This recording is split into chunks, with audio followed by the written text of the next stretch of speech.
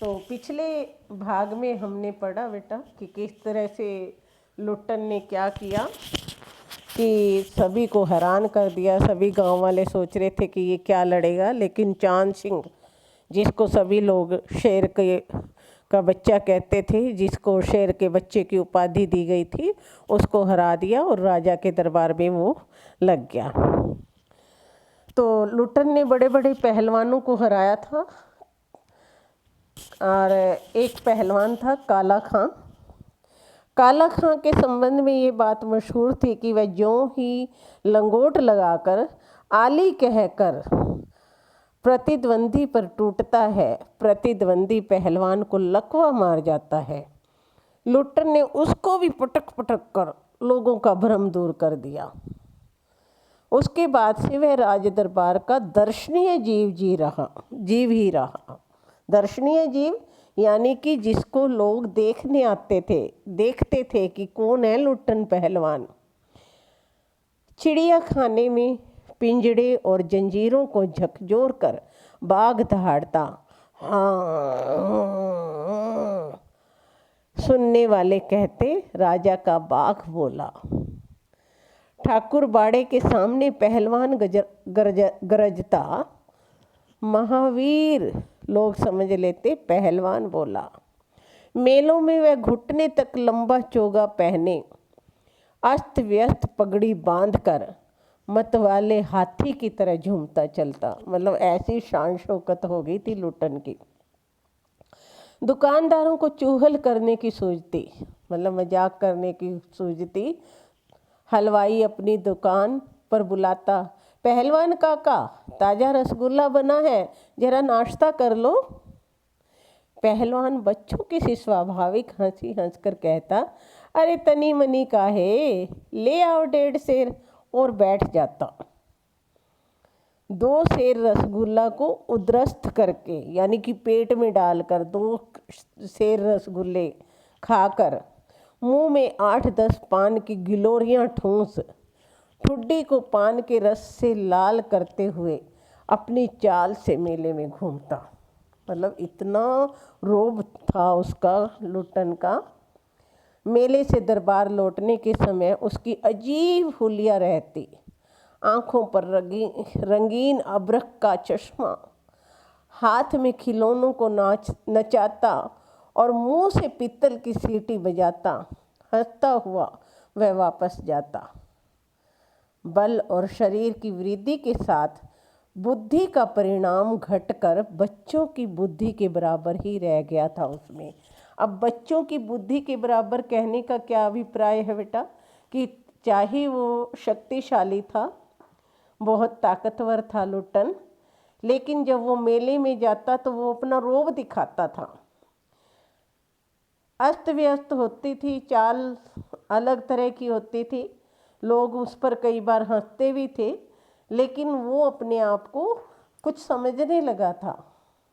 बच्चों की तरह, मतलब उसकी बुद्धि हो गई थी। जैसे बच्चे इठलाते हैं ना, यदि उनके अंदर पावर आ जाए तो वो इठलाते हैं, तो उसी तरह से क्या था, लुट्टन पहलवान भी अपनी शक्ति पे इतराता था।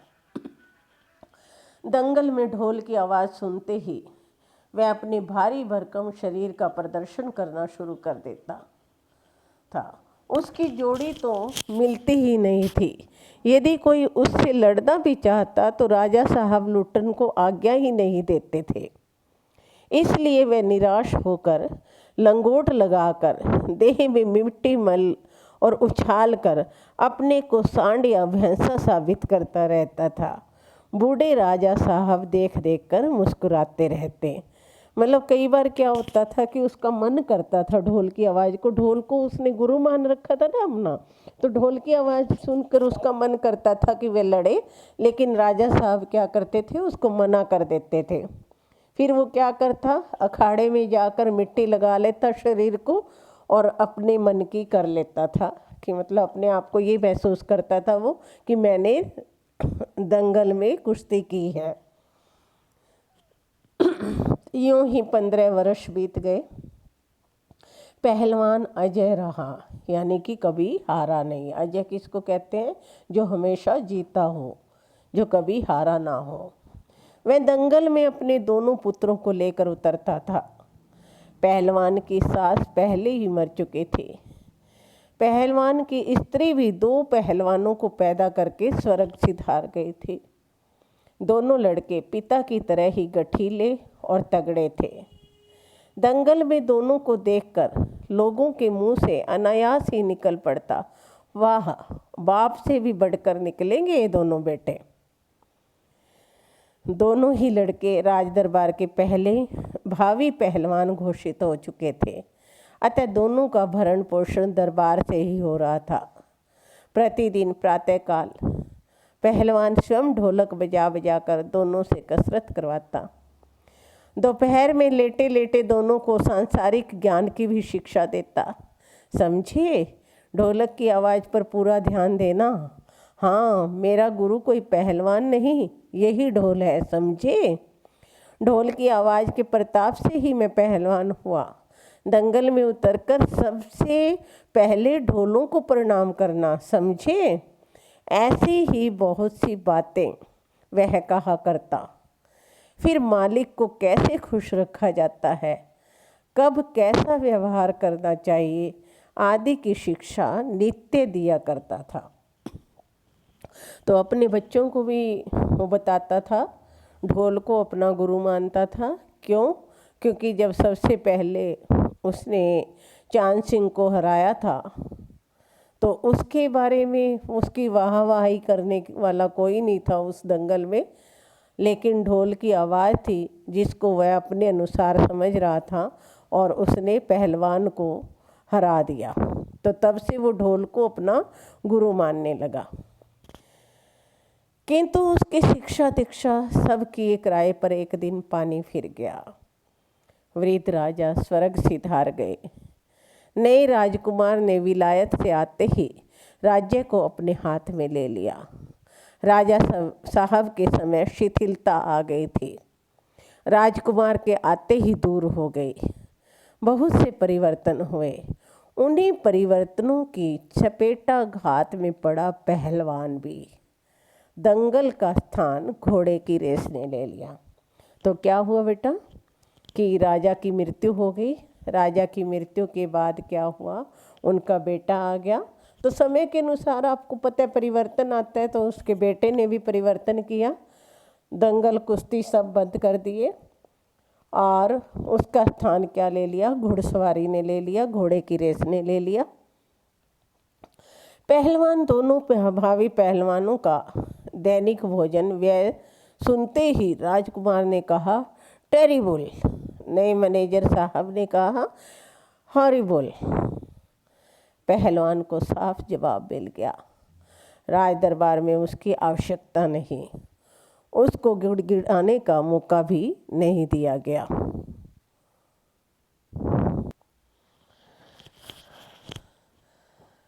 तो गिड़गिड़ाने का मौका भी नहीं दिया गया।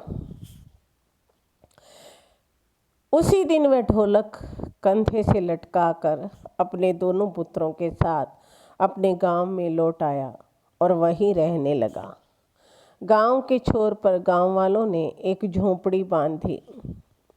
वहीं रहकर वह गांव के नौजवानों और चरवाहों को कुश्ती सिखाने लगा।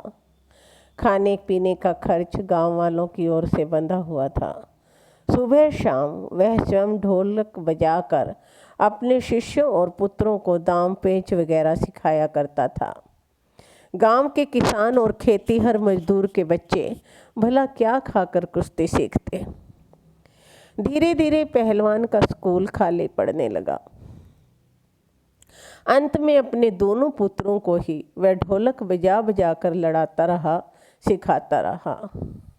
दोनों लड़के दिन भर मजदूरी करके जो कुछ भी लाते उसी में गुजर होती रही। मतलब राज दरबार से उसे निकाल दिया गया और वो गांव में आ गया। गांव के बाहर गांव वालों ने उसे झोंपड़ी बनाकर दे दी और वो क्या हुआ, उसने गांव के बच्चों को कुश्ती लड़ना सिखाने लगा। लेकिन बाद में क्या हुआ, धीरे धीरे बच्चे भी कम हो गए और पहलवान के बच्चे मजदूरी करने लगे, जो कमा कर लाते उसी में उनका गुजारा होता था। अकस्मात अचानक गांव पर यह वज्रपात हुआ। पहले अनावृष्टि यानी कि बारिश बहुत कम हुई, फिर अन्न की कमी, और उसके बाद मलेरिया और हैजे ने मिलकर गांव को भूनना शुरू कर दिया। मतलब हर तरह की समस्याएं गांव में आ गई। वर्षा कम हुई, अन्न की कमी हो गई, मलेरिया और हैजे की बीमारी फैल गई बुरी तरह से गांव में। गांव प्राय शून्य हो चला था। घर के घर खाली पड़ गए थे। रोज 2-3 लाशें उठने लगी। लोगों में खलबली मची हुई थी। दिन में तो कलरव, हाहाकार और हृदय विदारक रोदन के बावजूद भी लोगों के चेहरे पर कुछ प्रभा दृष्टिगोचर होती थी। शायद सूर्य के प्रकाश में सूर्योदय होते ही लोग कांखते कूखते कराहते अपने अपने घरों से बाहर निकलकर अपने पड़ोसियों और आत्मियों को ढांढस देते थे। मतलब क्या था हाल बेटा कि रोजाना न जाने कितने ही लोग मर रहे थे। जैसे आपने अब नहीं देखा कि कोविड-19 के टाइम क्या था, बुरा हाल हुआ पड़ा था दुनिया का। कितनी लाशें हम टीवी पर देखते थे, कितनी लाशें हम अपने आस पड़ोस में देखते थे। सारा चारों तरफ डर ही डर था। उसी तरह का हाल क्या था उस समय गांव में था। अरे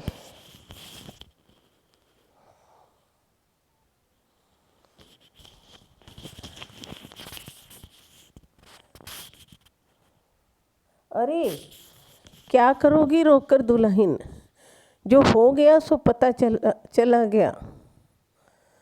वह तुम्हारा नहीं था, वह जो है उसको तो देखो। मतलब गांव वाले एक दूसरे को ढांढस बंधाते थे कि क्या करेगी रोके, जो गया सो गया, वो तुम्हारा नहीं था। यदि तुम्हारा होता तो तुम्हारे पास रहता। भैया घर में मुर्दा रख के कब तक रहोगे। कफन कफन की क्या ज़रूरत है, आओ नदी में इत्यादि। मतलब ये बातें लोग एक दूसरे को कह रहे थे। किंतु सूर्यास्त होते ही जब लोग अपनी अपनी झोंपड़ियों में घुस जाते तो चूं भी नहीं करते। उनकी बोलने की शक्ति भी जाती रहती थी। पास में दम तोड़ते हुए पुत्र को अंतिम बार बेटा कहकर पुकारने की भी हिम्मत माताओं की नहीं होती थी। मतलब इतना हाहाकार मचा हुआ था गांव में। रोजाना 3-3, 4-4 लाशें। किसी के पास कफन तक के भी पैसे नहीं थे। सीधा लाशों को उठाया जाता और नदी में बहा दिया जाता था। रात्रि की विभीषिका को सिर्फ पहलवान की ढोलक की ललकार पूर्वक चुनौती देती रहती थी। मतलब डरावनी रात की जो विभीषिका थी उसको चुनौती कौन दे रहा था, पहलवान की ढोलक। पहलवान संध्या से सुबह तक चाहे जिस ख्याल से ढोलक बजाता हो, किंतु गांव के अर्धमृत औषधि उपचार पथ्य विहीन प्राणियों में वह संजीवनी शक्ति ही भरते थे। तो कहने का भाव क्या है बेटा, अर्धमृत यानी जो आधे मरे हुए लोग थे, बीमारी से पीड़ित थे, जिनको कोई उपचार नहीं मिल रहा था, उनके अंदर पहलवान की ढोलक क्या है, संजीवनी शक्ति का काम करते थे। एक जीने की इच्छा जगाती थी। बूढ़े बच्चे जवानों की शक्तिहीन आंखों के आगे दंगल का दृश्य नाचने लगता था।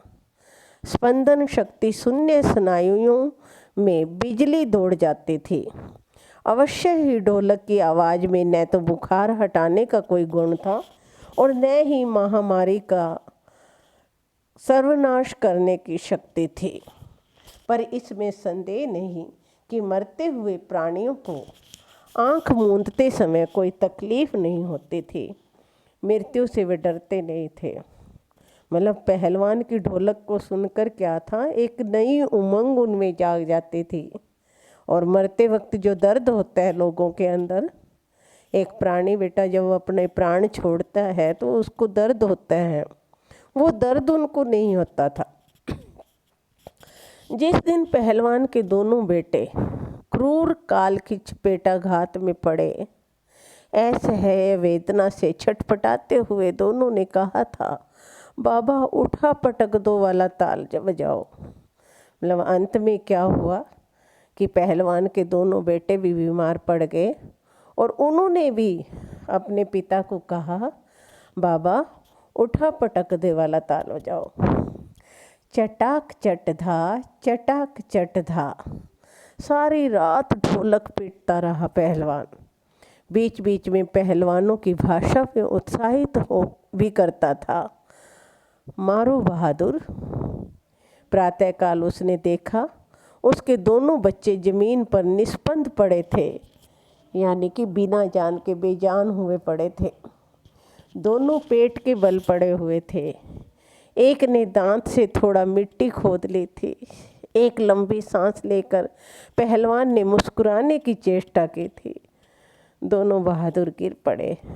यानी दुख में पहलवान क्या कर रहा था, मुस्कुरा रहा था। उस दिन पहलवान ने राजा श्यामानंद की दी हुई रेशमी जांघिया पहन ली। सारे शरीर पर मिट्टी मलकर थोड़ी कसरत की, फिर दोनों पुत्रों को कंधों पर लाद कर नदी में बहा आया। लोगों ने सुना तो दंग रह गए, कितनों की हिम्मत टूट गई। किंतु रात में फिर पहलवान की ढोलक की आवाज़ प्रतिदिन की भांति सुनाई पड़ी। तो यहाँ देखो बेटा, एक पिता जिसके दो बेटे भी मर गए और फिर भी पहलवान ने ढोलक बजाना नहीं छोड़ा, लोगों के मन में उमंगे भरना नहीं छोड़ा। लोगों की हिम्मत दुगनी बढ़ गई। संतप्त पिता माताओं ने कहा, दोनों पहलवान बेटे मर गए, पर पहलवान की हिम्मत तो देखो, 1.5 हाथ का कलेजा है। 4-5 दिनों के बाद एक रात ढोलक की आवाज़ नहीं सुनाई पड़ी। ढोलक नहीं बोले। पहलवान के कुछ दिलेर किंतु रुग्ण शिष्यों ने प्रातःकाल जाकर देखा, पहलवान की लाश चित पड़ी है। अंत में क्या हुआ बेटा कि पहलवान ने भी अपनी जीवन लीला समाप्त कर दी। ढोल की आवाज़ बंद होगी, तब लोगों ने वहाँ जाकर देखा तो पहलवान भी बेजान हुआ धरती पर पड़ा है। आंसू पोंछते हुए एक ने कहा, गुरुजी कहा करते थे, जब मैं मर जाऊं तो चिता पर मुझे चित नहीं, पेट के बल सुलाना। मैं जिंदगी में कभी चित नहीं हुआ और चिता सुलगाने के समय ढोलक बजा देना। वह आगे बोल नहीं सका। तो 2 शिष्य जो कि बीमार थे वो उठाने के लिए गए, तो उन्होंने कहा था कि गुरुजी ने कहा था कि मुझे पेट के बल सुलाना है। क्यों? क्योंकि मैं कभी हारा नहीं और ना ही मैं हारना चाहता हूँ। ऐसे बोलते बोलते जो दूसरा शिष्य क्या है, चुप हो गया। तो ये क्या है बेटा कि पहलवान की कहानी है कि अंत में क्या हुआ, जीवन के अंतिम क्षण तक पहलवान अपनी ढोलक बजाता रहा और ढोलक के बल में पे जो लोगों के मन में एक नई उमंग भरता रहा, लोगों के मन में जीने की लालसा भरता रहा, लोगों के दुख तकलीफ जो थे उनको भुलाने की कोशिश करता रहा। तो ये था लुट्टन सिंह पहलवान का जीवन। अगले पार्ट में हम इसके क्वेश्चन आंसर करेंगे।